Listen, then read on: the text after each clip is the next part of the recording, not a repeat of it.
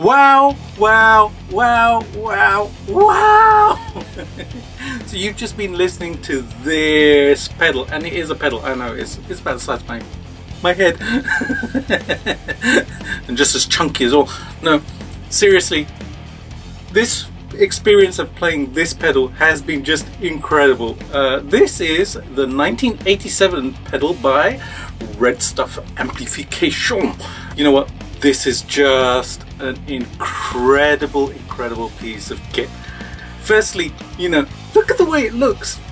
It is just exquisite. It is so well built, and it's a chunky pedal. It's really nice. This top panel is actually CNC'd by Stefan at RedStuff. He has a CNC machine, and he creates all these absolutely phenomenal you know, covers and stuff. And it's so tactile, everything just feels so premium. It really does. It feels really good. And you know, the pots were so smooth and silky, and anywho's, you know, wonderful pedal. This is an overdrive pedal, and it's called the 1987 because those of you who are fans of Whitesnake will remember an album from that era and a guitar tone from that era, and this pedal is essentially kind of modeled after that type of sound. And it does such a phenomenal job, as you just heard from the track. And I'm going to give you another track which I recorded a few days ago as well, so that you have two tracks on this one. And then I'm going to give you isolated tracks as well. I know you're excited. I'm so excited about this. Anyways, this is a 2-channel pedal, so on-off switch, and then you have a switch for either the lead channel or the rhythm channel or lead channel, actually, because the rhythm channel comes first, etc. Wonderfully packed with features as well. So I'm going to go through the top panel with you guys. So first of all, you've got a Q control on it. Now the Q control is kind of like a very subtle wah sweep. It's a filter sweep. So I was speaking to Stefan about this, and he said it's kind of like having a little bit of wah pedal on there. As you turn it up, and as you turn the gain up as well, it becomes more prominent, and it kind of just gives you a little bit of an edge, a little bit of a bump when you're playing leads and stuff. So this was kind of cool to play around with, and I did some of it on one of the lead guitar parts. I can't remember which one now, but it's somewhere on there. And it did a really nice and subtle job, and that's the really cool thing about this pedal. It's not like you turn something up and it's like ah! It's got a beautiful subtlety to it, which is just awesome. 2 gain controls, one for the rhythm channel, one for the lead channel, so you can set up the rhythm with less gain and lead with more gain if you want to use it for a 2-channel thing. And then you've got a shared EQ with the low, which is bass, mid control. Now you have a mid shift on it as well, and this is so cool because it sweeps between 400 Hz and 1 kHz, so you can really dial in the mid frequency where you want it, and it's really kind of very powerful control. I loved using this, and I kind of I had it pretty high. I kind of like the boost at about 1K, maybe a little bit less, so I kind of kept it quite high anyways, and I played around with it. The high control is the treble, and then on the bottom you got another set of switches. Now this one here is a 6-position switch, and it's a clicky, and this is actually a gain structure switch, so this actually changes the way the pedal works. For the clipping, asymmetric clipping or symmetrical clipping, etc. And it has a really cool effect on the sound of the pedal. And what I found was I actually set the pedal up, which I'm going to show you my settings in a second. I set the pedal up, and then I was just kind of switching between these to get the perfect tone to sit in the mix, and that's it. And it gave me slightly different tones, so slightly different responses from the low end and the high end, slightly different mids, etc. So when I wanted like a really thick sound, then I can't remember which one it was, but I switched to one of the settings here, and it just did a beautiful job of giving me that kind of bottom end and the depth and stuff that I wanted. When I wanted a lead tone, which was slightly brighter, I switched another position. Just beautiful, absolutely awesome. I love it. Now if you want to see exactly what this switch does, head over to the video that Heiko Hines did, because he goes through all of the different settings and you'll be able to hear it. I'll put a link somewhere up here, wherever it is on YouTube, so that you can check it out. Okay, the more switch is for more low end, so more bass. So I have it engaged, but you can switch it out if you want less low end. I kind of liked it, and then I just kept the bass control relatively low. Then you have an L tone and an L volume, which is lead tone and lead volume. Now basically what this lead tone does is it changes the depth of the lead tone, so that you can have a little bit more body to your lead tone if you want. So when you kind of switch it to the left position here, it's kind of a little bit more bassy. When you switch to the right position, a little bit brighter, and I kind of kept it in the middle. I liked it at 12 o'clock, so I just left it there. Lead volume as well, so you can have a boost on the lead channel, so you can set the rhythm control at a certain gain, and then boost the lead volume as well, so when you kick in the lead channel, have a bit of a boost, etc, etc, and then you have an overall volume which does its thing. Alrighty. On the side you have an input for the instrument, which is your guitar, and then an output to go to your amplifier, and in this case I had it plugged into my wonderful Blue Guitar Amp 1, and it did a fantastic job. And on the other side you have two more plug sockets, and it's a send and return.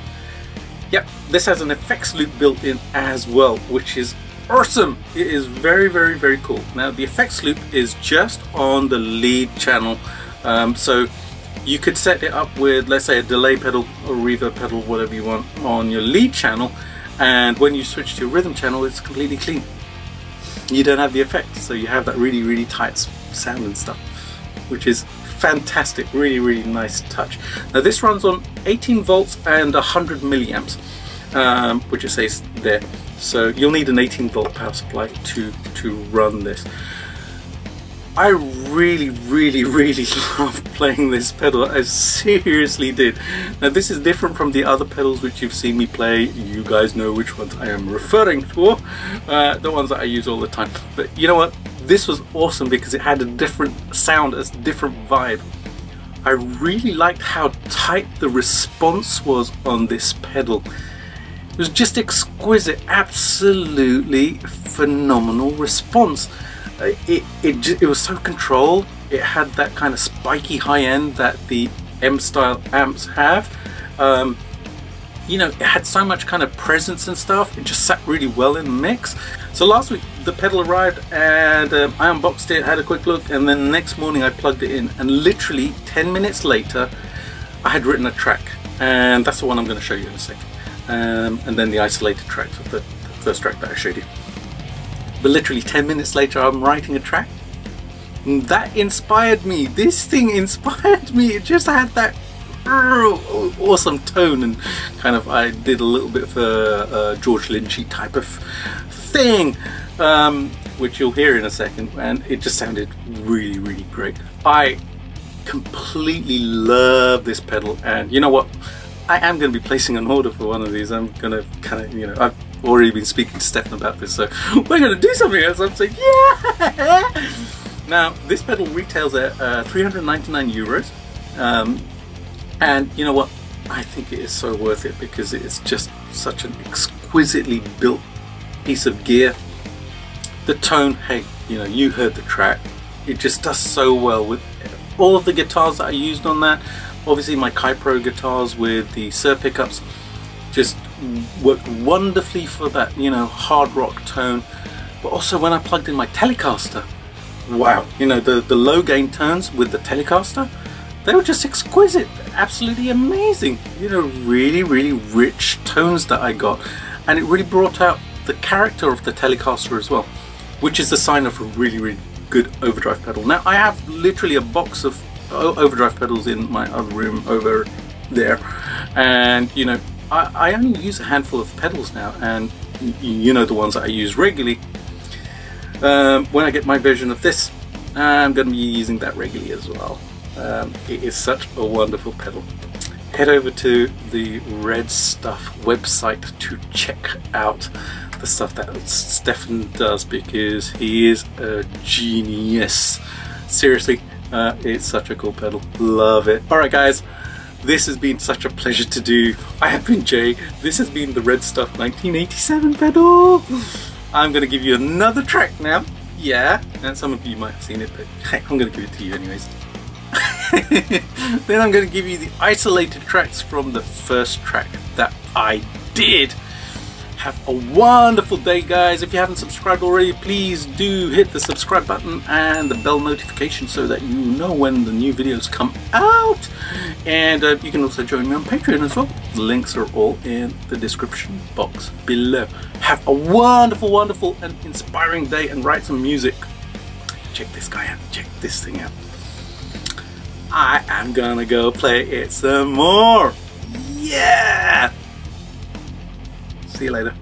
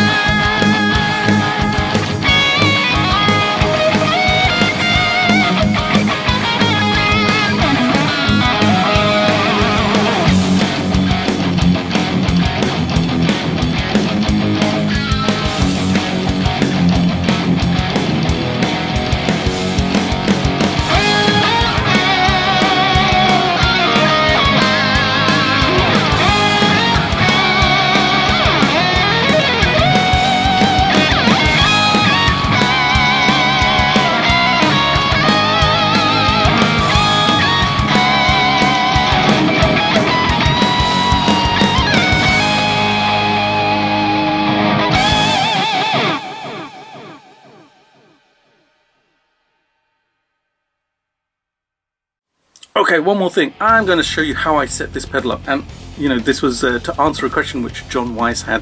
Thank you for the great question, John. Really appreciate it. So this is how I set up the pedal. So I had the Q control at pretty much 0 for most of it, and at one point I did put it on about 50%, I think, for one of the lead tones. I'm pretty sure it was the last lead tone that you hear when I'm playing the kind of Doug Aldrich style on my my Kypro. And it just sounded great. Both positions sounded fantastic. Now most of the time I used the rhythm channel here, and I had the lead set to about 3/4 of the way up, maybe a little bit more sometimes, and I used the lead channel as well, and the gain was maybe slightly higher. I think I used it on 1 or 2 of the lead tracks there. The low I kept at about what's that, about 11 o'clock there, 10 o'clock, 11 o'clock ish. The mids I always keep relatively high, and I had them about 3/4 on this particular pedal. Usually I kind of boost them quite high anyway, so this worked really well for that.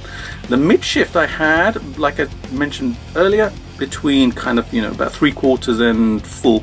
I think on some of it I actually had it on full, and I liked it where the mid bump was at about 1K. Just sounded really lovely and warm at that point.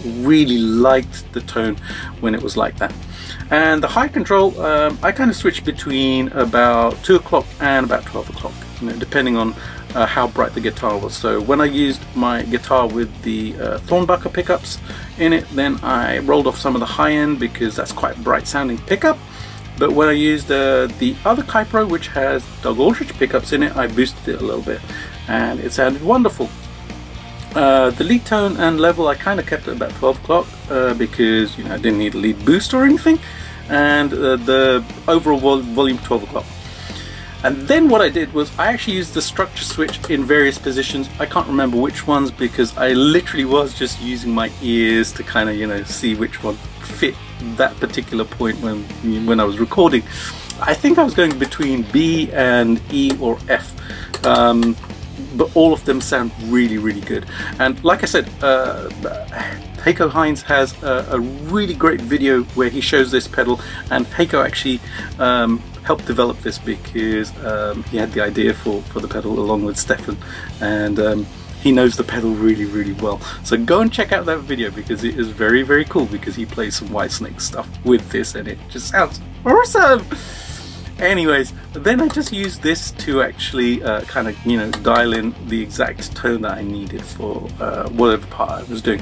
Had the more switch engaged, so had a little bit more low end, and the L level.